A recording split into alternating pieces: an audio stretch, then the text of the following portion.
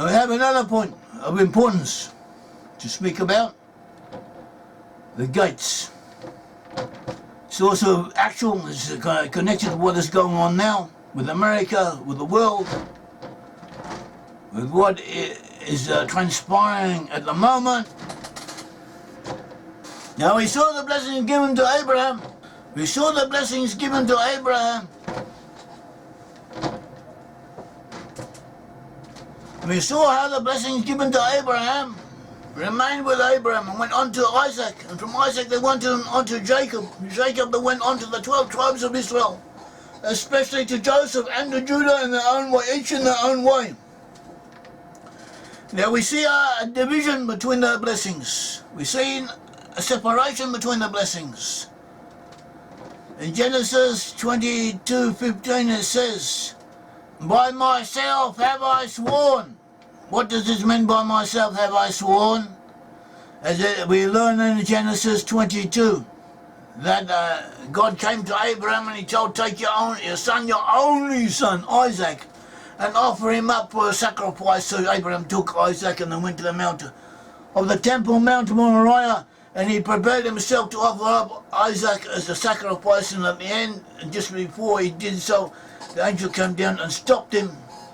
And he released Isaac and he returned with Isaac, and then he was given a blessing, and from that blessing God said, by myself have I sworn. What does it mean, by myself have I sworn? When God Almighty says by myself, he means without condition. In the same ways I cannot change, the blessing will not change. It's known as the Akedah, the binding of Isaac, after which the blessings became unconditional. That is a portion of the blessings. So we will explain. And one of these blessings was possessing the gates of your enemies. Whereas blessings that were dependent upon how you behave, involved dwelling in the land, that and keeping the rite of circumcision and keeping the commandments. And if you do not do this, you would be driven out of the land. This is what the Bible says later. So the Israelites that were expected to worship God, to keep the commandments, to keep the rite of circumcision, to live as they should, and then they would dwell in the land, they would receive all of the blessings. And if they did not do that, it says several times over, they would be driven out of the land. They would go into exile. But even so,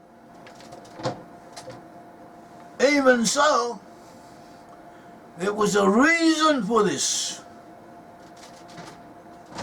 The great rabbis, or amongst the great rabbis, there were those who explained the exile of the 10 tribes was in order that 10 tribes would lose their identity, go down to the level of the Gentiles, and then evolve upwards and bring the Gentiles up with them. That was the blessing of Joseph. And then also to receive the blessings given, that unconditional portion of the blessings that were given. And what were these blessings that were unconditional? See at Genesis 22, and the angel of the Lord, that is just after Abraham had released Isaac and bound him and is taking him home. The angel of the Lord called unto Abraham out of heaven the second time and said, by myself have I sworn, says the Lord. But because you have done this thing, I have not withheld your son, your only son. Isaac was considered the only son of Abraham. That in blessing I will bless you, and multiplying will multiply your seed as the stars of the heaven, as the sand which is upon the sea. Sure, your seed shall bless the gate of his enemies. And your seed shall all the nations of the earth be blessed, because you have obeyed my voice. So he was promised, unconditionally, that no matter what happened, it will multiply exceedingly, as the stars of the heaven and the sand which is upon the seashore, and your seed, your descendants will possess the gate of your enemies. And in you will all the nations of the earth be blessed, because you have obeyed my voice. Again it says in 24, Genesis 24:60, and they blessed Rebekah. Rebekah was her mother, the future mother of Isaac and Esau. But Rebekah was the one who determined that the blessing should go to Jacob. Rebekah was the mother of Jacob and Esau, and Rebekah was the one who understood the blessing should go to Jacob. And Rebekah was blessed. You are, when she left to marry Isaac, she was blessed by her family, and they said to her, you are our sister, be you the mother of thousands of millions, and let your seed possess the gate of those which hate them. Possess the gate of those who hate them, and here's to thousands of millions. There are differences of opinion as to how this should be exactly interpreted. This expression, it says, Akli Ravava, exceedingly multitudinous, hundreds, tens of millions, thousands of millions, difference of opinions. We are inclined to the opinion, the maximum opinion, that it would be an exceedingly great number. So too they would be the source of blessing for all mankind, and all the nations would be blessed in them. And we have articles on this from a linguistic point of view, examining these expressions in the Hebrew, proving our point on this. And also they were to become a civilizing influence, and this has been fulfilled by them through the Western nations, amongst whom we find a large section of lost tribes. Through the Netherlands once had an empire. The Netherlands ruled over Indonesia, the Dutch East Indies, that was Indonesia. They ruled over it. They ruled over Ceylon before the British came. They also ruled over New York, once called New Amsterdam. They helped establish America. And they had an empire of their own, and on the whole they were enlightened. And the Jews were then being persecuted in Spain and elsewhere, and many of them went to the Netherlands, because in the Netherlands they were allowed to openly practice the Jewish religion. And they were an example to others. And also we have France in its own way. France also had a great empire. And on the whole, the French Empire was civilized, it was progressive, even egalitarian in some ways. And former French colonies still admire France and learn a lot from France. And France also helped America, and they gave America the Louisiana Purchase. It was one half of America, enabled America to become a great nation. And amongst French, we also find members of the Lost Tribes, and amongst the British, some members of the Lost Tribes. And in that time, the USA is a major nation amongst whom we find the Lost Tribes. So it says, they would be exceedingly numerous. All the peoples of the earth would be blessed in them, and all the peoples of the earth in some way or other have been blessed in the USA. USA has helped almost every country on earth. The USA is, from the point of view of Gentiles, it is the conscience of the world. It prevents the Gentiles going to excess. In a lot of cases, it is some degree of restraint is imposed upon other nations, not every place, but amongst a large number of peoples, by the USA.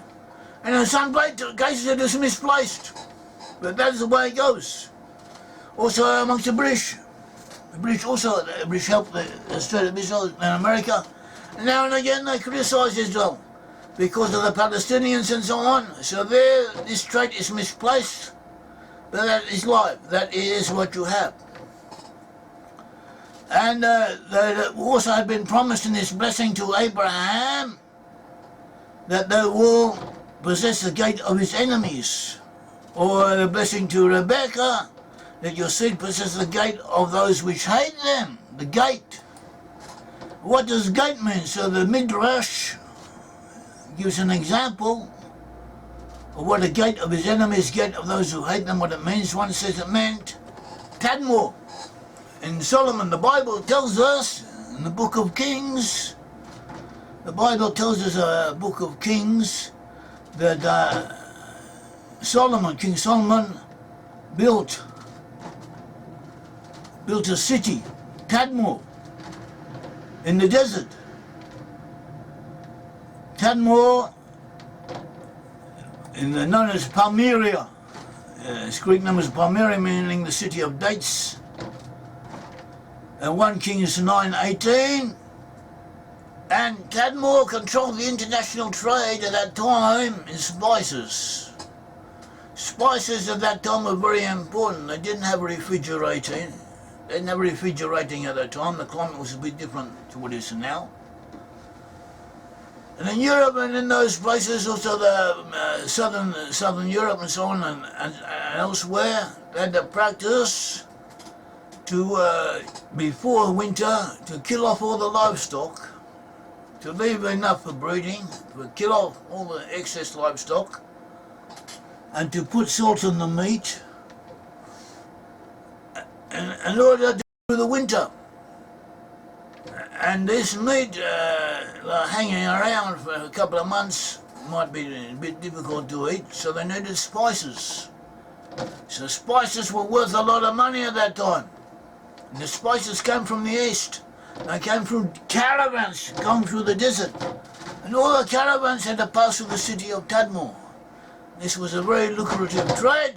Tadmor was a strategic area for this reason and for other reasons. So that it was a means to gate of your enemies, an important strategic junction. That was an example. We find that the British and Americans and others have always possessed some major strategic points of ingress and egress in the international arena. We have Denmark. Denmark also belongs to those 10 tribes. So Denmark once controlled the Baltic Sea. The Baltic Sea, that means the areas of Finland, Sweden, Denmark, northern Germany, Poland, all that region. The Baltic area, in the ancient times it was important, but you couldn't get in there because the straits were controlled by Denmark. Denmark controlled the strategic access to that region. So too the Netherlands also controlled the strategic areas, so did France. And so did Great Britain, England. And England began to make the possession of these points, these strategic points, these gates, part of its foreign affairs, part of its foreign policy, part of its economic strategy. In 1890, strategic gates owned by Britain included Malta. Malta that controls the Mediterranean. Malta, just off east of Italy in the Mediterranean, an island. It's important. It was also important in the Second World War because the British controlled Malta. They were able to feed their armies in North Africa and to prevent the Germans from resupplying their troops. Malta has always been important, so it was owned for a long time by Britain. Also Gibraltar. Gibraltar was owned by Britain. Gibraltar more or less controls or has influence over who goes into the Mediterranean and who goes out. Gibraltar in the southwest of Spain, of Aden in the southern Arabic Peninsula, controlling the Indian Ocean. We have Heligoland of the German coast that was owned by Britain. The Cape of Good Hope, South Africa, that controlled entrance to Africa and the passage between the Indian Ocean and the Atlantic Ocean. And we have Hong Kong, the entrance to China and Malaya, which controls the Malacca Straits, and Singapore also the Malacca Straits. That is the passageway from the Middle East to China, to Japan, and then India and New Zealand, Canada, and the USA also at that time had controlled the Panama Canal, the Philippine Islands, and numerous island bases. But at that time it was mainly Britain that was a major player during that age. And Admiral Lord John Arbuthnot Fisher 1841 to 1920, known as Lord Fisher, was the Lord of the Admiralty, the Lord of the British, in other words, the commander or the person responsible for the British Navy in World War One. He helped the British defeat the Germans on the sea, and he said he believed that the British were descended from Lost End tribes, and he said that we would not have won this war if we were not from the Lost End tribes. He said that expressly. And he said at the end of the First World War, he said Britain should keep Jerusalem, and Jerusalem should become the capital of the British Empire. And all he said was his opinion. And he said that 5 major points that lock up the world. In his time, 5 major strategic points. If you control them, you control the world. They were Singapore, the Cape of Good Hope, South Africa, Alexandria in Egypt. In our time, it would be the state of Israel. Israel plays the same role as Alexandria in Egypt used to do. Gibraltar, who we mentioned, controlling the Mediterranean Sea and the Atlantic Ocean, the passageway between them, and Dover, controlling the access to England and also to France via the sea. And you said whoever controls these 5 keys controls the world, and Britain at that time controlled them.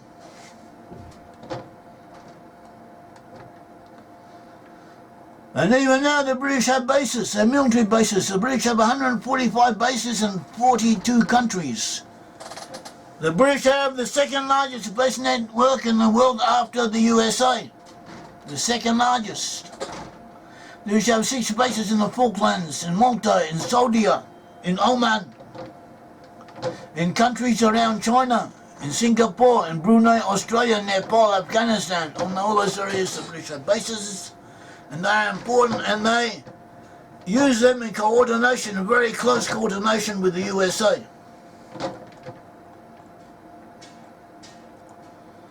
But nevertheless, in our time, America has taken over from Britain, and it's taken over in a seamless fashion. They overlapped each other for a while, and then the British let the Americans take the forefront, because the Americans had the economic resources to do that.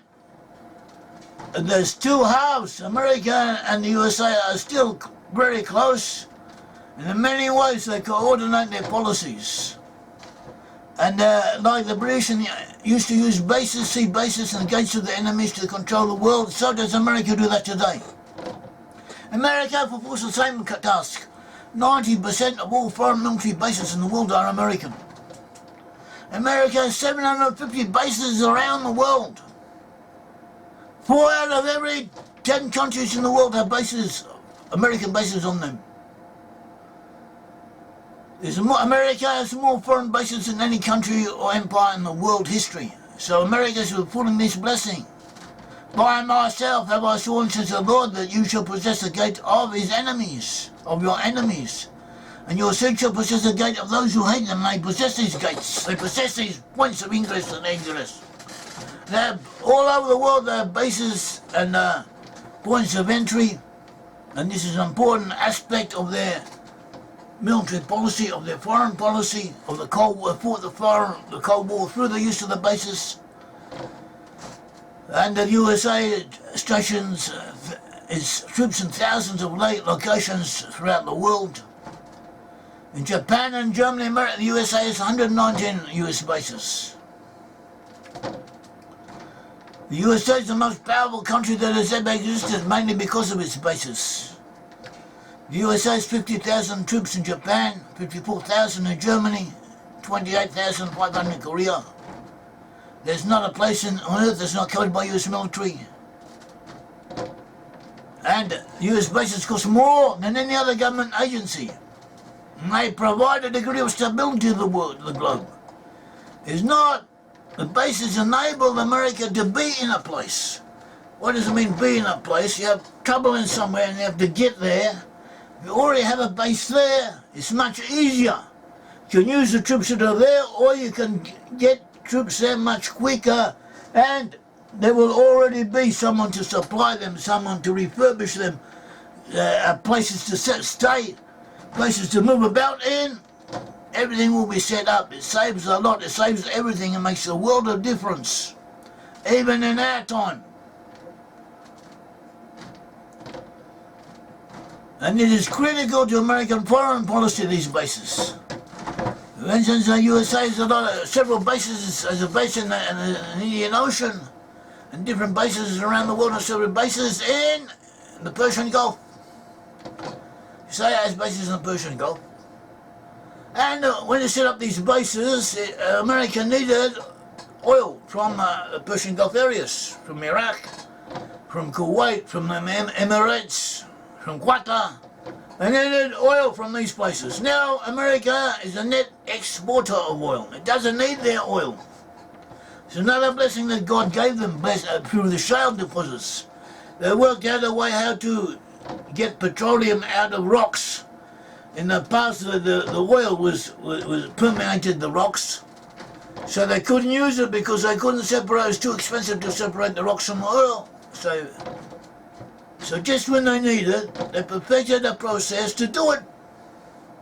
And because of that, they are now an exporter of oil, and they don't need the oil of the Persian Gulf. But other countries do. Other countries need the oil of the Persian Gulf. China, Japan, they need the oil from the Persian Gulf. All over the world, other countries need oil from the Persian Gulf. And so America controlling this oil gives America an extra card in the deck. And America has the bases in the place to control if necessary. Whether the oil flows out and to who it goes, through the bases that it has, through the gates of their enemies. The USA has bases in Portugal and Spain, the UK, Belgium, Netherlands, Italy, Greece, Poland, Lithuania, Romania, above all in Germany, where they have 35,000 military personnel. Bases in Turkey that help them control, if necessary, or help restrain to some degree the Iranians and the Russians.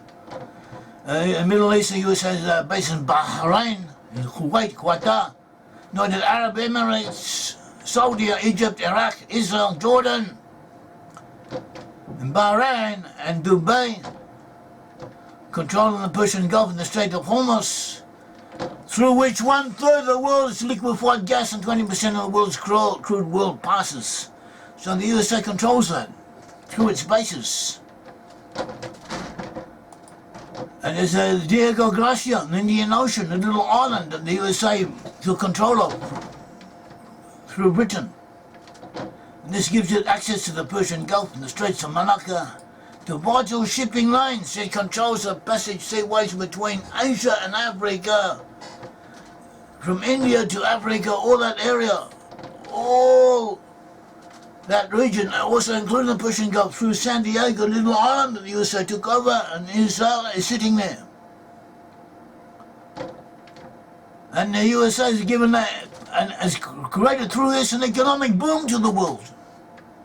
The world is going ahead because of the USA, because of the blessing of the USA. The USA is the most richest, powerful country in the world. The USA helped contain communism. It helped avoid World War through its policy of deterrence.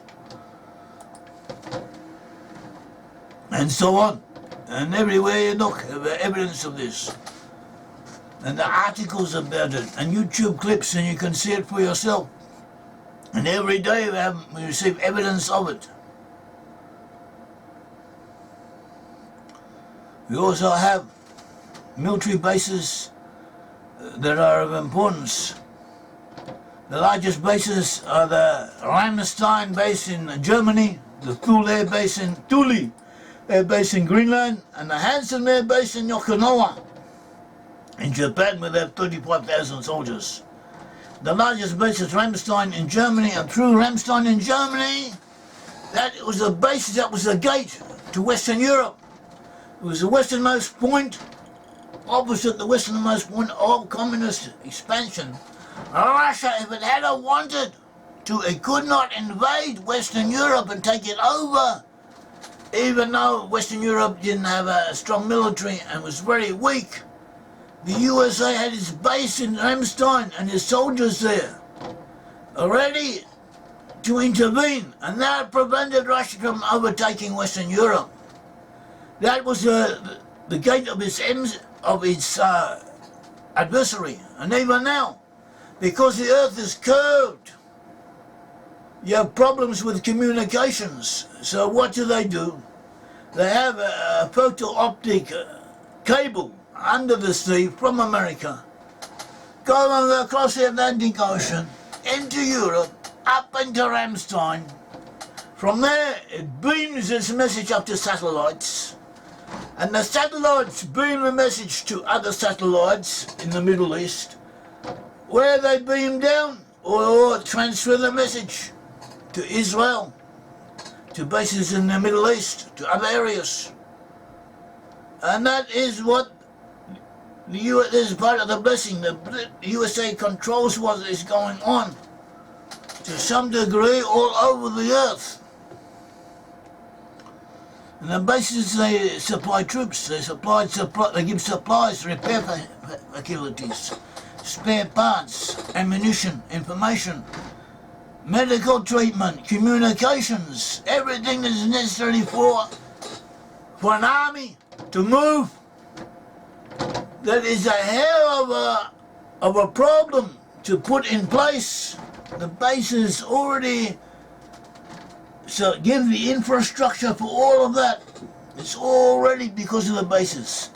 And you have to supply them in there to reinforce, to beef up those who are already in place, already waiting to do what has to be done. So this is part of the blessing that was given to Abraham. That Abraham, the seed of Abraham, and they would have control the gates of their enemies, and these blessings were given primarily to Joseph, and they were unconditional, and they were fulfilled only through Britain and then the USA. Have these blessings been fulfilled in such an obvious, literal sense? So that is what we have. We talked a bit about Judah, we talked a bit about those 10 tribes, the proof concerning those 10 tribes, about what God wants of us, and may the Lord help us and guide us.